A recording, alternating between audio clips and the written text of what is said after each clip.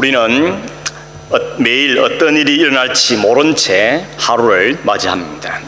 어떤 때는 굉장히 예기치 않은 기쁜 일을 만날 수도 있고, 또는 전혀 예상치 못했던 슬픔 혹은 어려운 일을 만날 때도 있습니다. 특별히 어려운 일을 만나면 우리가 심리적으로 또 신체적으로도 긴장을 하고 충격을 받게 되는데, 그때 받는 충격을 가리고 우리는 스트레스라고 그러죠. 스트레스라고 해서 다 나쁜 건 아니죠. 우리 어느 정도의 일정한 양의 스트레스는 오히려 우리의 일을 능률을 높이고 또 집중하게 만들고, 약간 긴장하게 함으로 또 일을 더 하고자 하는 열망을 일으키는 경우도 있는 것입니다. 어떤 일이나 상황을 만났을 때 느끼게 되는 그런 심리적 혹은 신체적인 그런 충격의 정도를 가리켜서 스트레스 지수다 이렇게 말합니다. 스트레스 지수가 높은 상태를 너무 유지하면 심장병이다 혹은 위궤양이다, 고혈압이다 이런 신체적인 질환을 얻게 되어지고, 뿐만 아니라 불면증이라든지 혹은 노이로제, 우울증 같은 그런 심리적인 부작용도 일어나는 것입니다. 그래서 사람들은 할 수만 있으면 스트레스 안 받겠다, 스트레스 없이 살면 좋겠다 이런 생각들을 하게 되는 것이죠. 물론 그렇다고 해서 우리가 스트레스 안 받을 수 있느냐? 그렇지도 않죠. 스트레스 우리 가운데 가까이 있습니다. 미국의 워싱턴 의과대학의 토마스 홈즈와 라헬 박사가 사람들이 살아가는 동안에 겪게 되는 그런 스트레스를 43가지로 나눈 다음에 그 강도에 따라서 순위를 매겼다 그럽니다. 사람이 살면서 겪게 되는 일 가운데 가장 스트레스를 많이 받는 강도 높은 것이 뭐냐 하면 1위가 배우자의 죽음이라 그럽니다. 인생 대부분을 함께 살아왔던 배우자를 이제 더 이상 세상에서 만날 수 없다는 사실을 받아들인다는 것이 정신적으로 상당히 충격이 크다는 것이죠. 심리학자들도 사람이 살면서 겪게 되는 가장 큰 공포요, 상처가 바로 배우자의 죽음이다 이렇게 이야기하고 있습니다. 참고로 2위에서 5위까지가 다 가정에 관계된 혹은 부부에 관계된 내용들이었습니다. 2위는 이혼이었고, 3위는 별거였고, 5위는 가족의 죽음이라고 이야기하고 있습니다. 이거 보면 참 가정의 소중함, 또 부부나 가족의 소중함이 다시 한번 생각나게 하는 연구 결과라고 보여집니다. 오늘 우리가 이 성경 본문은 야곱의 가정 이야기죠. 가정 이야기는 한데 그 가정에 좋은 이야기가 별로 없고 슬픈 스트레스 받는 이야기들만 기록되어 있습니다. 16절 22절에 보니까 라헬, 사랑하는 아내 라헬이 죽는 이야기고, 그리고 그 안에 장자가 서모를 범하는 그런 일이 기록되어 있고, 또 야곱의 아버지 이삭이 죽는 이야기가 기록되어 있습니다. 지난주에는 우리가 사실 야곱이 참 우여곡절 끝에 결국 베델에 도착했다는 이야기를 읽었죠. 하나님께서 그를 베들로 이끌어 오셨고, 그는 거기서 제단을 쌓고 또 하나님 앞에 예배를 드렸고, 하나님은 다시 야곱에게 나타나셔서 그에게 복을 주셨습니다. 다시는 내 이름을 야곱이라 안 부르겠다라고 말씀하셨고, 또 너를 생육하고 번성케 해서 너에게 큰 민족이 나게 하겠다라고 약속해 주셨고, 뿐만 아니라 너의 허리에서 왕들이 나오게 될 것이고 궁극적으로 메시아가 오게 될 것이다 하는 그런 복을 해주셨습니다. 야곱은 그 복의 말씀을 듣고는 돌기둥을 쌓고 거기다가 기름을 붓고 하나님께 예배했습니다. 여기까지 분위기는 참 좋죠. 하나님께 예배하고 하나님 복을 주시고 선언해 주시고 그 하나님께 감사해서 또 제단을 쌓고 하나님께 제사를 드리는 이런 분위기가 아주 평화롭고 감사하고 기쁨의 분위기입니다. 오늘 딱 이어지는 오늘 본문에서는 갑자기 그 본 분위기가 확 바뀌어서 슬프고 분노하게 만드는 일들이 벌어지고 있는 것을 보게 되는 것입니다. 오늘 일어났던 그 야곱의 가정에 일어났던 일들 가운데 첫 번째 사건이었던 그의 아내 라헬이 죽는 이야기, 그 죽음의 이야기를 좀 살펴보려고 하는 것입니다. 조금 전에도 말씀드렸지만 사람이 인생을 살면서 겪게 되는 가장 큰 스트레스가 배우자의 죽음이라 그랬습니다. 역시 야곱도 아내 라헬이 죽었을 때 상당한 충격이 있었겠죠. 더군다나 라헬은 누굽니까? 아내들 가운데 그가 제일 사랑하는 아내였지 않습니까? 그것도 그 아내 얻기 위해서 7년 또 7년 14년을 하루같이 열심으로 일했던 사람이, 그래서 얻은 아내가 라헬이었습니다. 그러니 이 라헬을 잃었을 때 굉장한 스트레스가 되었을 가능성이 많은 것입니다. 그 라헬이 언제 어떻게 죽었는지를 오늘 16절에서 이야기하고 있는데, 오늘 16절에 보니까 야곱이 베델을 떠나서 헤브론에 있는 아버지한테로 가는 길에 에브라시라는 곳에서 갑자기 라헬이 아기를 낳게 되었죠. 길에서 아기를 낳게 된 것이니 얼마나 곤란한 상황이 됐겠습니까? 오늘 성경의 표현을 보니까 심히 고생했다 이렇게 말하죠.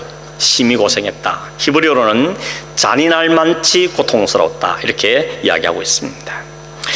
아기 낳아보지 못한 남자들은 아무리 설명을 해도 도무지 느낄 수 없는 것이 해산의 고통이죠. 사실 인간이 경험하는 가장 큰 고통이 바로 해산의 고통이라고 그럽니다. 그리고 그 이유가 하나님께 범죄하여서 받은 죄이기 때문에 그 고통이 심할 수밖에 없다 이렇게 설명하는 것도 볼 수 있습니다. 아무튼 17절에 보니까 라헬이 너무 힘들게 아이를 낳게 되니까 옆에서 있던 산파가 위로한다는 말이 뭐라고 하는가 하면, 두려워하지 마라, 지금 네가 또 아들을 낳고 있다 이렇게 이야기했습니다. 왜 이렇게 위로했을까 하는 좀 궁금하지 않습니까? 다른 위로의 말도 많았을 텐데 네가 지금 또 덕남하고 있다라고 이야기했습니다. 여기는 이유가 있는 것입니다. 우리가 아는 것처럼 라헬에는 지금까지 아들이 딱 하나밖에 없습니다. 그 아들 이름이 요셉이죠. 언니인 레아가 아들 낸달 동안에 라헬은 아들이 하나도 없었습니다. 그래서 이것 때문에 큰 고통을 겪죠. 마음이 슬프고 마음의 고통을 겪습니다. 그 고통이 어디로 옮겨지는가 하면 남편한테 옮겨갔죠. 남편한테 나로 하여금 아들 낳게 하라, 안 그러면 나 죽겠다 그러면서 협박까지도 했던 것입니다. 그런데 하나님께서 그 라헬의 고통을 들으시고는 그에게 아들을 주신 겁니다. 그랬더니 이 라헬이 그 아들 이름을 뭐라 짓는가 하면 요셉이라 지었습니다. 요셉은 무슨 뜻입니까? 요셉은 더한다는 뜻입니다. 이거 보면 어떤가 하면 하나님께서 라헬의 고통을 들으시고 아들을 주셨을 때 요셉이라 지었는데 왜 요셉을 지었는가 하면 이렇게 안 하죠. 성경 30장 23절 24절에 보니까 그가 임신하여 아들을 낳고 이르되 하나님이 내 부끄러움을 씻었다 하고 그 이름을 요셉이라 하니 여호와는 다시 다른 아들을 내게 다하시기를 원하노라 하였더라 이렇게 기록하고 있습니다. 이 뭔 소리입니까? 아들 주신 것이 너무 감사합니다. 그래서 아들 이름을 그런 의미로 지은 게 아니고 감사하긴 하지만 땡큐긴 하지만 하나님 더 주세요 이 마음이 더 컸다는 이야기죠. 언니는 넷이나 주셨는데 아니 나한테 왜 딸랑 하나입니까? 하나님 나 아들 더 주세요. 그런 마음에서 이름을 더한다는 뜻인 이름을 요셉이라고 지었다는 것입니다. 그런데 하나님이 지금 아들을 더 주신 것이죠.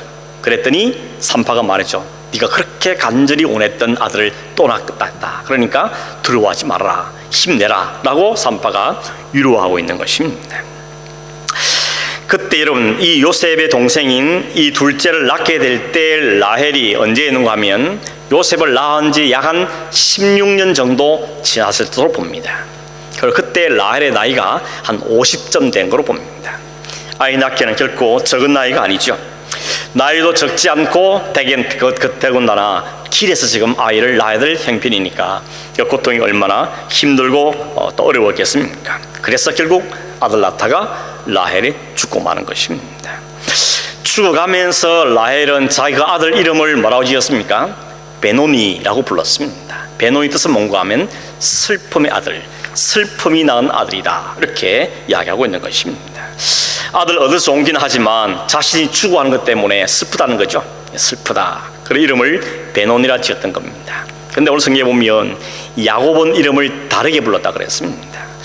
이름을 뭐라 불렀습니까? 베냐민이라고 불렀다 그랬죠. 베냐민 무슨 뜻인가 하면 오른손의 아들 이런 뜻입니다. 오른손의 아들. 성경의 이 오른손의 의미는 하나님의 능력을 의미할 때 오른손을 많이 사용하죠. 우리도 기도할 때 그러지 않습니까? 하나님 오른손으로 붙들어 주십시오, 오른손으로 붙잡아 주십시오 이렇게 이야기하는데 하나님의 능력을 의미할 때 이 오른손이라는 표현을 사용하는 것입니다. 한 가지 예를 들어 보면 출애굽기 15장에 보면 이스라엘 백성들이 모세 인도로 애굽에서 나왔습니다. 그리고 그들이 처음 만난 난관이 뭔가 하면 홍해였죠. 홍해가 그들 앞에 떡 버티고 있었습니다. 근데 성경에 보면 하나님이 그날 밤에 밤새도록 동풍을 부십니다. 동풍을 불고 밤새도록 불어서 바닷물이 한쪽으로 밀려가게 만드셨죠. 그리고 새벽에 보니까 바다가 밀려가고 바닥이 드러난 것입니다. 그걸 보고는 이스라엘 백성이 다 같이 한 마음으로 그 땅을 건너갔습니다. 바다를 건너갑니다. 뒤따라 들어오던 애국 군대는 다시 물이 흐르는 바람에 다 홍해바에 빠져 죽었던 것입니다.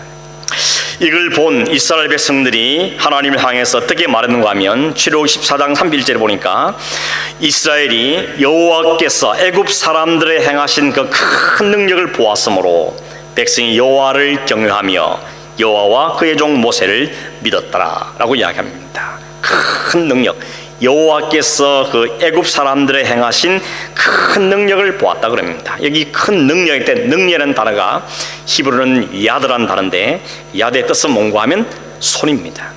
손이 야드죠. 그러니까 오늘 성경은 애굽 사람들 행하신 그 큰 능력이란 말 대신에 행하신 여호와의 손이라고 해도 틀리지 않는 것이죠. 그렇게 번역할 수 있는 것입니다. 지금 라헬은 죽어가면서 아들 이름을 베논이라고, 슬픔의 아들이라고, 슬픔이라는 아들이라고 불렀지만 야곱은 오른손의 아들이다. 다르게 말하면 하나님의 큰 능력이 있는 아들이다. 하나님의 큰 능력이 함께할 아들이다. 그런 의미에서 그 이름을 베냐민이라고 바꾸어서 불렀다는 것입니다. 이 이름의 해석, 이 이름에 어떻게 해석하는가가 오늘 성경에 중요한 의미가 있는 내용인 것입니다. 오늘 19절에 보면 라헬이 죽었을 때 야곱이 그 아내를 어디다 묻었다 그럽니까?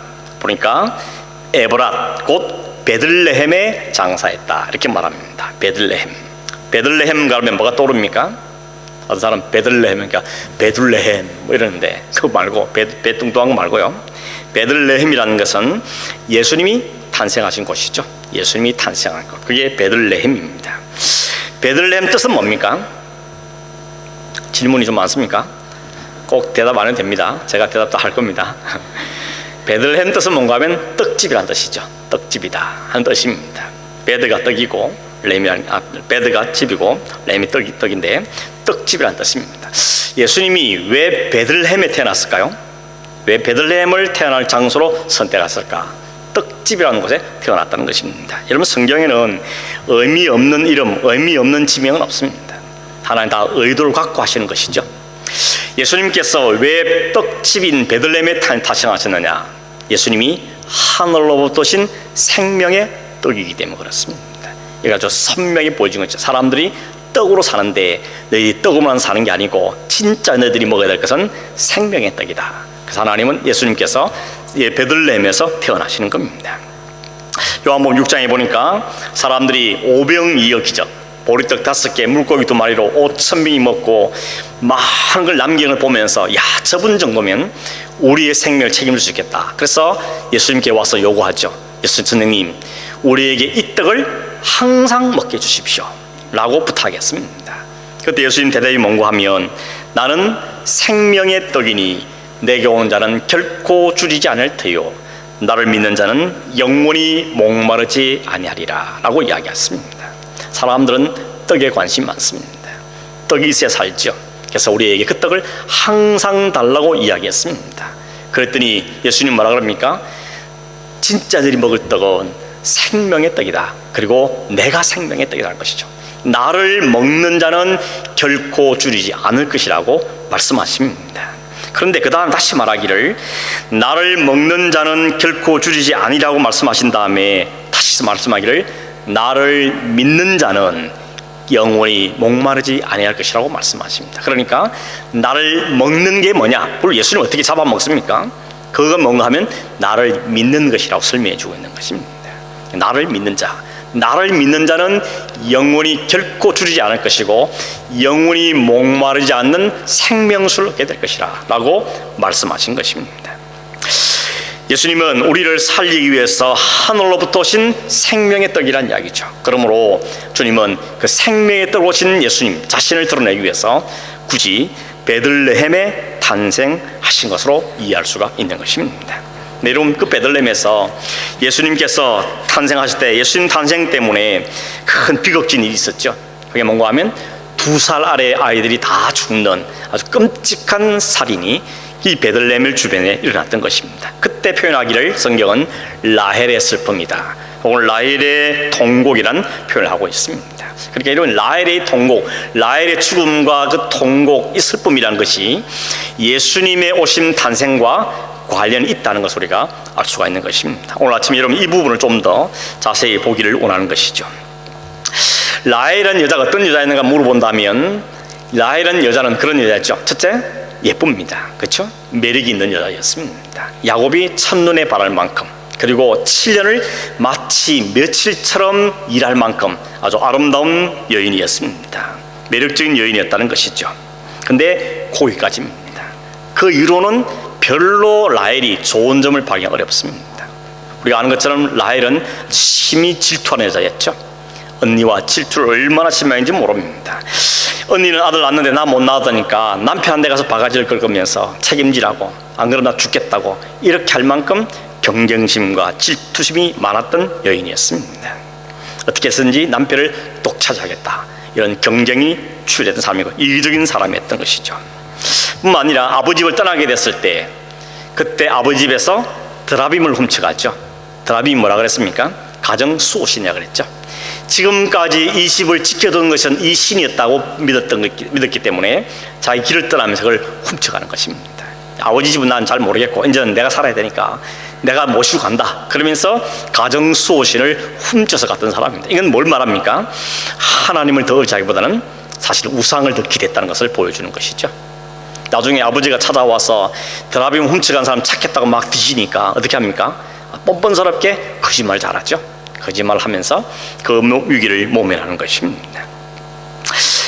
여러분, 아버지 집을 떠났을 때 이 모든 과정들을 볼 때 예쁘다는 것, 매력이 있다는 것 빼고는 이 여인에게 그렇게 좋은 점은 찾아보기가 어려운 것입니다. 그러죠? 그래도 예쁘니까 다 봐준다, 예쁘면 다 용서를 받는다, 뭐 이렇게 말할지 모르겠습니다. 그렇지 않습니다. 근데 성경은 여러분 그런 라헬을 가리켜서 이 라헬을 뭐라고 표현하는가 하면 이스라엘의 어머니다 이렇게 표현하고 있습니다. 이스라엘의 어머니다. 왜 이스라엘의 어머니가 되는가 하면 이 라헬이 아들 둘 낳았다 그랬죠. 하나는 요셉, 하나는 베냐민이랬죠. 베냐민과 요셉과 베냐민을 낳았는데 나중에 세월이 흐른 다음에 이스라엘 나라가 남과 북으로 이게 두둥강 나죠. 쪼개집니다. 그때 북쪽 이스라엘을 대표하는 지파 이름이 뭔가 하면 에브라임입니다. 에브라임은 요셉이 낳은 아들이었죠.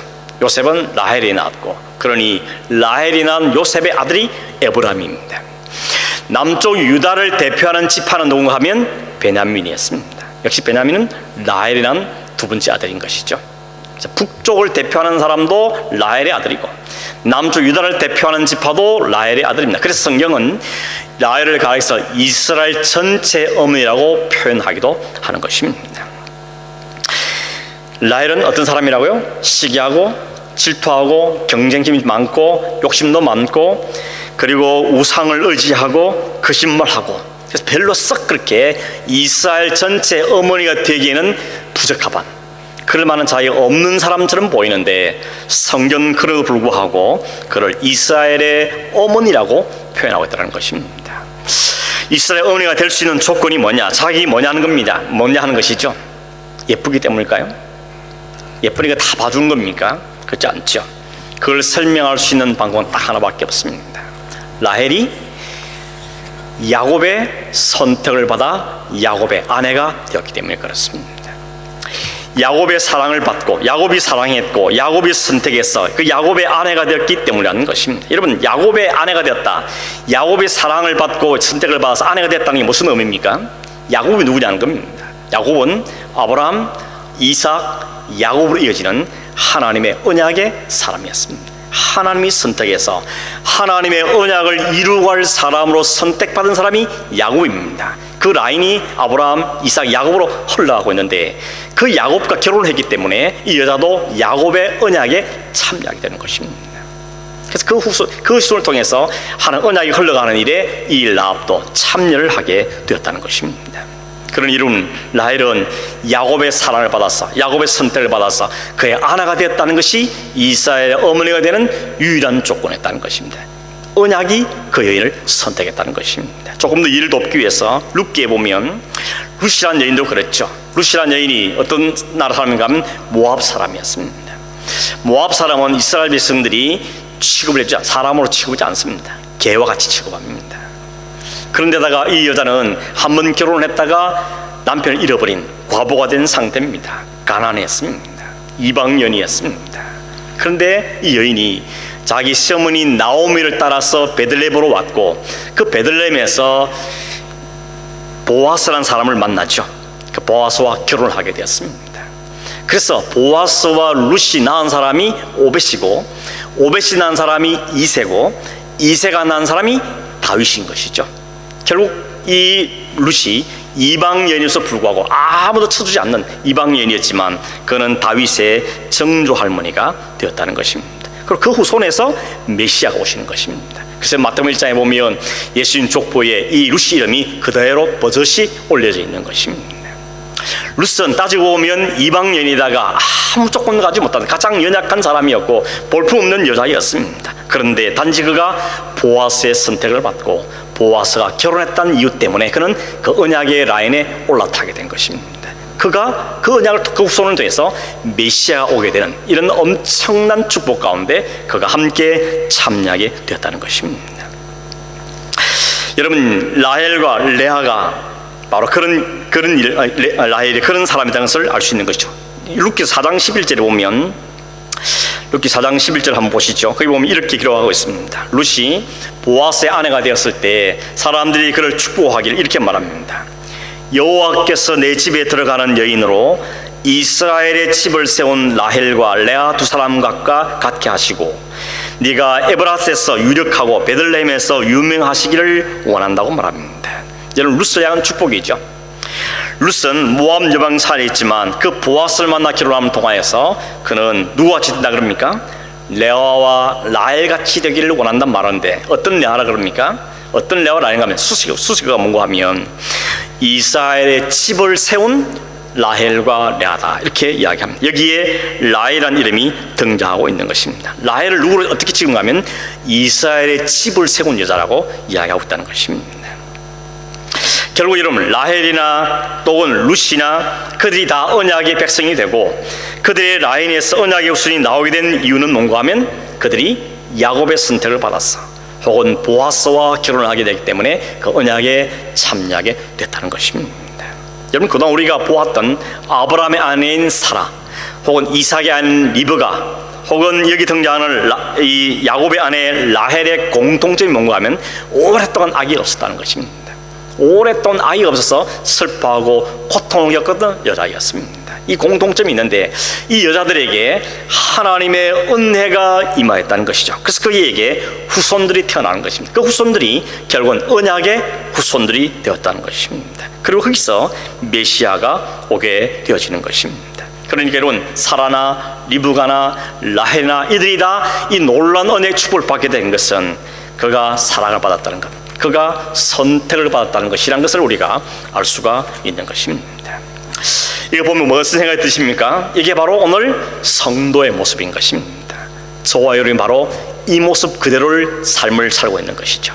그냥 두면 스스로 구원할 수 있는 아무 자금도 없고 조건도 없고 자격도 없고 실력도 없고 가능성이 제로인 죄인들 가운데 하나님이 픽업하신 하나님이 선택한 자들이 하나님의 아들인 예수 그리스도의 신부가 되어서 하나님의 영원하신 언약의 후손으로 등재가 되고 그 하나님 백성된 삶을 사는 그 복을 누리게 되는 것, 그게 성도라는 것입니다. 여러분, 이 사실을 너무 쉽게 생각하면 안 됩니다. 내가 어쩌다 보면 교회 나오게 됐고 어쩌게 구원받았구나 그렇게 생각할 일 아닙니다. 여기에는 엄청난 비밀이, 엄청난 복이 이 안에 담겨져 있는 것입니다. 어떻게 됐다고 그랬습니까?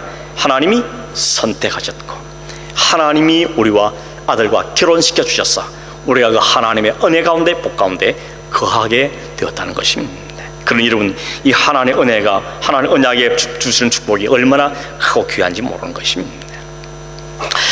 이걸 설명할 수가 없습니다. 이건 도저히 알 수도 없는 은혜고 이해도 안 되고 설명도 안 되는 은혜입니다. 그냥 진짜 말 그대로 은혜다 이 말밖에 할 수 없는 복이 우리에게 주어진 것입니다. 오늘 성경에 보니까 그 라헬이 아들을 낳았다가 죽었다는 것입니다. 그리고 그 죽음 때문에 자신은 죽어가면서 슬픔을 표현하면서 가지 아들 이름에다가 슬픔이 난 아들이라고 이름을 지어줬던 것입니다. 이 라헬의 이름이, 이 라헬의 슬픔이 나중에 예레미야에서 다시 등장하죠. 우리가 요즘 아침마다 예레미야서를 보고 있는데 그 예레미야에 라헬의 고통, 라헬의 슬픔이라는 게 등장했었습니다. 기억하실지 모르겠지만 예레미야 31장에 나오죠. 예레미야 31장 15절에서 17절 말씀을 보겠습니다. 이렇게 기록되어 있죠. 여호와께서 이와 같이 말씀하시니라. 라마에서 슬퍼하며 통곡하는 소리가 들리니 라헬이 그 자식 때문에 애곡하는 것이라. 그가 자식이 없어져서 위로받기를 거절하는도다. 여호와께서 이와 같이 말씀하시니라. 내 울음소리와 내 눈물을 멈추어라. 내일의 삭슬 받을 것인즉 그들이 그의 대적의 땅에서 돌아오리라. 여호와의 말씀이니라. 너의 장래에 소망이 있을 것이라. 너의 자녀가 자기들의 지경으로 돌아오리라. 여호와의 말씀이니라. 이 말씀은 하나님께서 예레미야에게 네 백성들이 바벨론으로 포로로 다 끌려갈 때 그 어머니들 얼마나 슬펐겠습니까? 자식들이 끌려가는 때, 가족들이 끌려갔을 때 그 통곡의 소리가 들렸는데 그 상황 속에서 그 고통받는 것을 라헬의 슬픔, 자식을 잃은 슬픔에다 비유하고 있다는 것입니다. 그러나 이런 하나님께서는 그 이스라엘 백성에게 말하죠. 울지 말라고, 통곡하지 말라고, 울음을 멈추라고 말씀하십니다. 이유는 뭡니까? 지금은 끌려가지만 영원히 끌려가는 것이 아니고 반드시 내가 다시 돌릴 것입니다. 되돌릴 것이라는 것입니다. 그러므로 그 소망을 붙잡고 울지 말고 위로를 받으라고 하나님께서 말씀하신 것입니다. 비록 지금 자기들의 죄 때문에 하나님의 징계를 받아서 바벨론으로 끌려가지만 거기서 고통과 고난의 시절을 보내겠지만 그러나 그것이 한정된 안에서 70년이라는 세월 안에서만 이루어질 것이고 그 후에는 반드시 내 백성을 돌아오게 할 것이라는 것입니다. 이게 하나님의 위로인 것입니다. 하나님께 소망을 주시는 말씀이라는 것이죠. 라헬은 비록 아들을 가졌지만 자신이 죽어간 것 때문에 슬퍼해서 그 아들 이름을 슬픔의 아들을 지었지만 야곱은 그 슬픔의 아들 이름을 하나님의 권능이 난 아들이라고 이름을 지으면 그 보면 야곱은 뭔가를 본 겁니다. 뭔가를 안 것입니다. 여러분, 야곱이 슬퍼하지 않았다는 말 아닙니다. 누구보다 슬퍼했던 사람이 야곱입니다.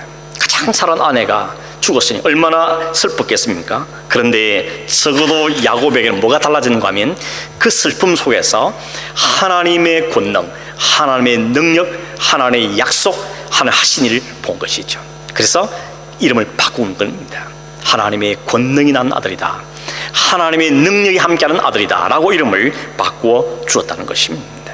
그것이 그에서 나온 아들이 바로 이스라엘을 이루는 것이죠. 남쪽 유다의 대표가 되어지는 것입니다. 그것이 야곱에게 큰 위로가 되었다고 볼 수가 있는 것이죠. 그런데 결국 뭔가 하면 라헬은 자기가 죽어가는 것 때문에 그것만 바라보고 아들 이름을 슬픔의 아들이라 이름을 지었지만 야곱은 그 속에서 하나님의 권능을 본 것이라고 볼 수 있는 것입니다. 그렇게 말할 수 있는 근거 중에 또 하나가 뭔가 하면 일이 언제 일어나는가 하면 야곱일 때가 아니고 이스라엘 때 일어난 이야기라는 것입니다. 그런 야복강을 통해서 야복강에서 하나님을 만나고 자신이 완전히 꺾여 죽은 다음에 자신이 새롭게 사는 경험을 했습니다. 이제 내가 하나님의 은혜로 사는 존재구나, 나의 모든 소망은 하나님이구나 지팡이 하나 짚고 그걸 고백하는 중에 이를 만났던 것이죠. 그래서 그 자기 경험과 자기 그 하나님을 경험한 것이 여기에 적용이 되는 것입니다. 비록 슬픔을 당했지만 그러나 하나님께서 이 아들한테 행하실 그 놀라운 능력과 이걸 바라보면서 그 가운데 그 소망을 부여잡았다는 것을 이해할 수가 있는 것입니다. 이 라마에서 슬퍼한다는 라헬의 통곡이 있다는 말씀이 나중에 마태복음 2장에 또 나온 것입니다. 지난번에 한번 말씀을 드린 것인데 마태복음 2장에는 무슨 이야기가 나온가 하면 동방박사들이 와서 유대의 왕이 태어났다 그러니까 헤롯이 당황했죠. 내가 왕인데 무슨 왕이 났냐. 그래서 그때를 기준으로 예수 한 명 죽이기 위해서, 아기 예수를 죽이기 위해서 2살 아래의 모든 사내를 다 죽이도록 명령을 내렸습니다. 여러분 생각해 보십시오. 온 성 안에, 온 마을에 2살 아래 아기를 다 죽었으니 집집마다 얼마나 통곡 소리가 컸겠습니까? 그걸 가리켜서 성경 마태복음 2장에 보면 뭐라고 하면 예레미야에게 하셨던 그 말씀이 이루어졌다 이렇게 이야기하고 있습니다. 다시 말하면 라마에서 통곡 소리가 날 것이고 라헬의 자식 이런 것 때문에 애곡하는 것이 이를 것이라고 말씀했는데 그 말씀이 이루어졌다는 것입니다. 바벨론 시대에는 하나님의 백성들을 세상의 세력인 바벨론이 쳐들어와서 그들을 고통하고 포로잡아하고 죽였는데, 이번에는 세상의 세력으로 등장하는 헤롯이 하나님의 아들 예수를 죽이기 위해서 모든 사내 아이들 다 죽이는 끔찍한 일을 벌였다는 것입니다. 그걸 동일시상에 놓고 지금 보고 있는 것이죠. 그런데 여러분, 성경에는 왜 이게 예수의 탄생과 연결됩니까? 그 고통 속에 예수님은 탄생하는 것입니다. 그 고통 속에 탄생하신 예수께서 결국은 백성들을 삶의 자리로, 백성의 눈물을 닦으시고 그들의 구원을 안겨주는 메시아로 등장하게 되어지는 것입니다. 그 이야기가, 그 아기로 말미암아서 죄로 말미암아 세상 권세에서 사망으로 던질 수밖에 없던 라헬의 자녀들, 그들을 건져내고, 그리고 아기를 곧 통곡하는 라헬을 위로하기 위해서 라헬이 아이를 낳다 죽었던 그 베들레헴에서 탄생하고 있는 것입니다. 성경 그래서 다 연관이 되는 것입니다. 그 베들레헴에서 그 아기 예수가 탄생하심으로 그 통곡과 슬픔을 성화시키며 그 통곡을 오히려 위로와 소망으로 바꾸시는 구원자가 거기에서 탄생하고 계시는 것입니다. 그걸 말씀하시면서 우리에게 말하는 게 통곡하지 말라는 것입니다. 울지 말라는 것입니다. 슬픔이 없단 말이 아니고 그 슬픔 속에서도 하나님의 뜻을, 하나님의 일하심을 보라는 것입니다. 그리고 그 하나님 때문에 위로를 얻고 소망을 가지라고 우리에게 말씀하고 있는 것입니다. 옛날이나 지금이나 변함없이 세상 끝날 때까지 사탄은 계속해서 하나님의 백성들을, 하나님의 나라를, 하나님의 교회를 공격합니다. 그러나 우리가 분명히 확신하는 것은, 성경 우리에게 보여주는 것은, 아무리 공격을 해도, 아무리 죽이려 애를 써도 예수를 죽이기 위해서 그 많은 사람을 생명희생했지만 결국은 하나님의 구원 사역은 중단될 수 없다는 것입니다. 최고의 승리는 하나님께 있다는 것이죠. 그래서 여러분, 시편 기자가 시편 2편에서 이렇게 노래하죠. 시편 2편 1절에서 6절 말씀입니다. 보시면 이렇게 되어 있습니다. 어찌하여 이방 나라들이 분노하며 민족들이 헛된 일을 꾸미는가? 세상의 군왕들이 났으며 관원들이 서로 꾀하여 여호와와 그의 기름 부은 자들을 대적하며 우리가 그들의 맨 것을 끊고 그의 결박을 벗어버리자 하는도다. 그러나 하늘에 계신 이가 웃으시며 주께서 그들을 비웃으시리로다.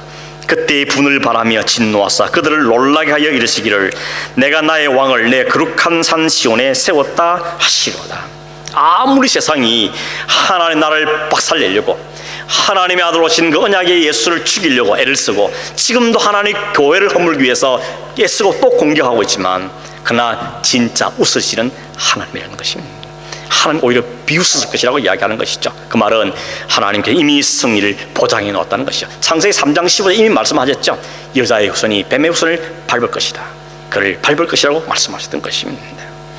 요한계시록도 말씀하고 있죠. 요한계시록 보면 용이 그렇게 여자의 아이를 죽이려고 애를 쓰지만 그러나 결국은 그 용은 심판을 받게 되는 것입니다.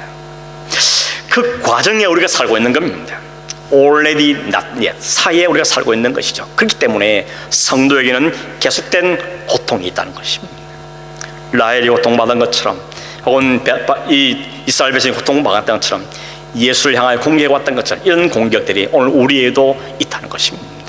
그러나 그 가운데서도 울지 말라고 말합니다. 통곡하지 말라 그럽니다. 왜냐하면 슬픔이 없는 게 아니고 위로가 있기 때문에 그렇습니다. 승리가 보장되기 때문에 그렇습니다. 하나님 반드시 우리를 그렇게 만들어 가실 것이라고 이야기하고 있다는 것이죠. 눈앞에 사랑하는 아내가 죽어가고 있지만, 그러나 그 슬픔 속에서 하나님의 권능과 하나님의 약속과 하나님의 언약을 기억해내고 야곱은 그 일들을 뛰어넘어가게 되는 것입니다. 이게 야곱의 바뀌어진 실력자인 것입니다. 말씀을 맺습니다. 여러분, 우리는 이런 말이 있죠. 사건보다도 해석이 더 중요하다. 사건은 다 똑같이 일어나는데 그 사건을 어떻게 바라보고 어떻게 해석하냐에 따라서 완전히 반응이 달라진다는 이야기죠. 해석이 중요하다는 이야기를 하고 있는 것입니다. 그런데 여러분, 해석은 어떻게 잘 할 수 있습니까? 실력이 있어야 해석을 잘 해내는 것입니다. 실력이 있어야 그 속에서 좋은 해석을 끄집어낼 수 있는 것이죠. 눈에 보이는 형편 보는 것이 아니고 하나님의 권능과 사랑의 눈으로 볼 수 있는 실력이 있어야 이런 해석이 가능하게 되는 것입니다. 하나님이 그 야곱을 이스라엘로 이 실력을 바꾸내신 것입니다. 그 눈에 보는 것밖에 볼 줄 못하고 자기밖에 모르고 자기 이익만 챙기는 그 야곱을 하나님이 바꾸셔서 실력자로 만들어내셔서 이제는 가장 사랑하는 아내를 주고하는 그 상황 속에서도 하나님의 일하심과 권능과 약속을 부여잡고 그 속에도 소망을 잃지 않는 사람, 그 실력자로 하나님이 만들었다는 것입니다. 야곱이 했습니까? 아닙니다. 하나님이 그렇게 만들어내신 것이죠. 하나님의 작품인 것입니다. 어떻게 해서 그랬습니까? 하나님이 계속해서 야곱을 끌고 다니면서 함께 하셨기 때문에 그랬습니다. 여러분, 함께 길을 가고 함께 밥을 먹고 함께 여행을 하고 함께 식사를 하고 그러면 교제를 하면 그 사람을 알게 되지 않습니까? 아, 저 사람 생각이 저렇구나, 성격이 저렇구나, 뜻이 저렇구나 알게 되는 것입니다. 하나님이 야곱의 평생 가운데와 함께 주셨으므로 야곱은 하나님을 알기 시작한 것이죠. 많은 사건들을 경험하면서 야곱은 하나님을 알아갔던 것입니다. 그리고 이제 드디어 이스라엘의 모습을 보이기 시작하는 것입니다. 하나님에 대한 믿음, 하나님 소망, 하나님 약속을 부여잡고 자기는 사건 속에 그 믿음을 적용시킬 수 있는 믿음이 그에게 생겼다는 것이죠. 우리에게 소망을 주는 겁니다. 우리도 그렇게 하나님이 실력자로 키워가시겠다는 것이 하나님의 약속인 것입니다. 아직도 터무니없이 부족하죠. 아직 갈 길이 먼 우리들입니다. 그러나 오늘 야곱을 보면서 하나님 우리에게 소망을 주시는 것입니다. 그러므로 너무 환경 때문에 주저앉지 말고 사건 하나에 너무 기죽지 말고 하나님을 좀 바라보라고, 하나님을 바라볼 수 있는 실력을 키우기를 원하시고 그렇게 내가 너를 실력 키워가겠다 우리에게 말씀하고 계시는 것입니다. 사랑하는 성도 여러분, 우리 모두가 진짜 우리의 위로가 될 일은 문제가 단지 해결이 안 되고 크게 있는 것이 아니고 우리에게 위로자가 됐다는 사실, 우리의 진정한 소망자가 있다는 사실, 그분이 우리 인생 가운데 함께 했다는 사실, 그리고 우리 가운데 그 모든 사건을 통해서 우리 버리지 않고 우리를 실력자로 키워내겠다는 그 하나님의 약속 때문에 그 약속이 우리에게 소망이 되어져서 하나님, 그 하나님 나와 함께 하시다면 제가 이 길 참 가겠습니다, 갈만합니다, 하나님 이 길 걷겠습니다 라고 고백하며 주님 앞에 귀한 모습으로 실력자로 세워져가는 저와 여러분 되기를 주의 이름으로 축원합니다. 기도하겠습니다. 하나님 감사합니다. 그냥 두면 절망과 가능성 제로의 삶을 살 수밖에 없고 심판과 멸망에 갈 수밖에 없는 저들이었지만 하나님께서 아들 예수를 우리의 신랑으로 보내주셨고 그 예수에 엮여져서 우리가 구원의 반일에 참여하게 하시며 하늘의 복을 누릴 수 있는 은혜를 우리에게 허락하신 것을 감사함을 드립니다. 그날이 완성될 때까지 여전히 고통과 통곡과 아픔이 있는 삶을 살게 될 것을 우리에게 말씀하셨고, 그러나 그것이 끝이 아니고 그건 과정이며 그 가운데 하나님 우리가 여전히 함께 하실 것이고 우리를 소망으로 이끌어가고 사건을 그 소망과 해석해낼 수 있는 실력자를 만들어 가실 것을 오늘 야곱을 통해 우리에게 보여서 감사합니다. 원하옵나니 주님, 우리를 이끌어 가시고 우리에게 믿음을 다하시고 우리 영기 눈을 뜨게 하시고 우리 영기 실력을 갖추도록 도와주셔서 오늘도 믿음으로 살며 승리하며 살며 불평하지 아니하고 감사하며 살고 소망을 보여주고 살아가는 우리의 영기 실력을 키워주시고 그렇게 우리를 축복하여 주시옵소서. 걸어가신 예수님의 이름으로 기도하옵나이다. 아멘.